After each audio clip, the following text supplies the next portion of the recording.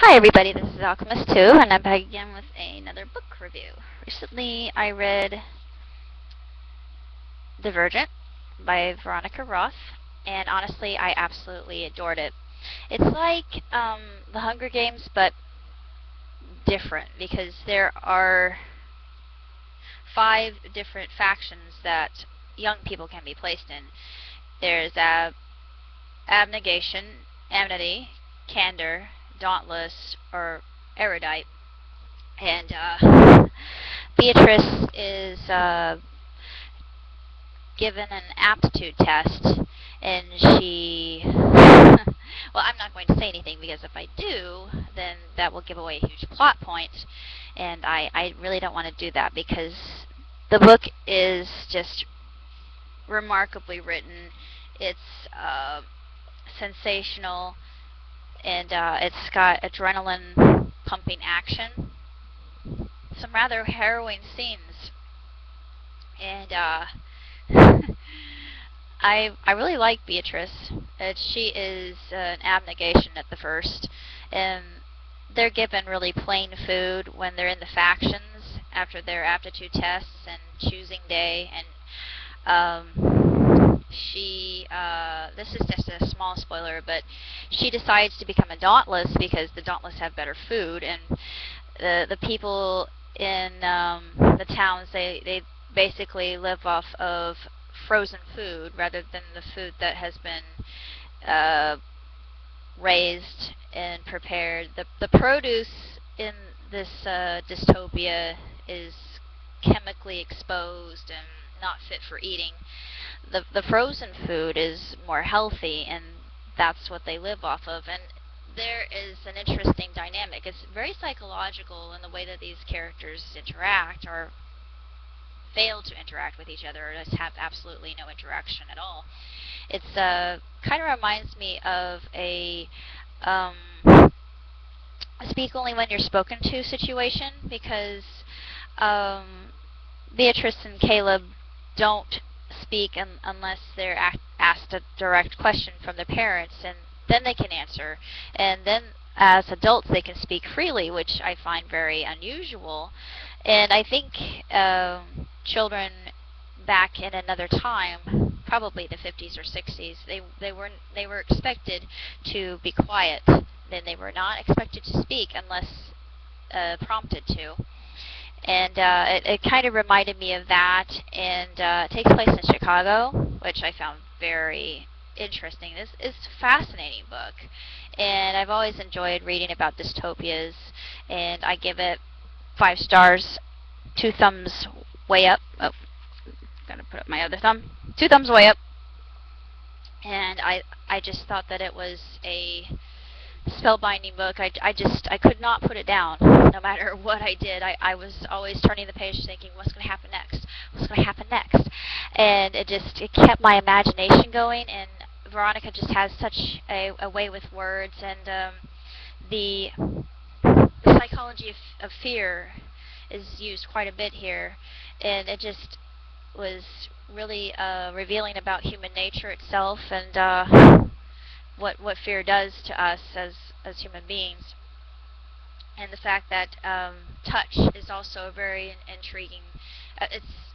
Touch is a very integral part of being human. Without that tactile relationship, people can start to acquiesce, and actually it's proven if a baby is not held or touched or cuddled or anything within the first few years of its life, it actually does not develop and it can die. This has been proven in many cases, and they don't go into that, but it does talk about the essential property of touch and how important it is, as we are very social creatures. And this is a different world. This is a dog-eat-dog world, and the different factions hate each other. At first, their credos were very honorable and beneficial to themselves and others, but over time they just became concerned with self. And I took the quiz at the very end, and I was very surprised. I am an abnegation. I thought I would have been an erudite, but basically it says that abnegations don't like to draw attention to themselves, and I am more concerned about other people's contentment than my own, which is actually true. I find joy and fulfillment in making other people happier, safer, and healthier. Also true. You believe that the world would be a better place if selfishness were not so widespread. Absolutely. Other people see you as somewhat difficult to get to know, but also as quiet and kind. You know, that hit the nail right on the head. But I was very surprised because I could have been an amity as well, because I appreciate music and arts, and it's easy to make me laugh, and it's my goal to be as happy as I possibly can, and aggression and hostility are to blame for most of the world's problems. I think that's true. But I am not flaky and indecisive, but I am easygoing and warm, so I have, I think, a little bit of amity in me. Candor, I could have a little bit of candor in me. I'm honest with everyone, no matter how difficult it is, and no matter how much trouble it gets me into. I can't lie to save my life, by the way. I'm not easily offended, and I tell the truth even if it hurts. I'm not insensitive, though, but I am trustworthy and confident.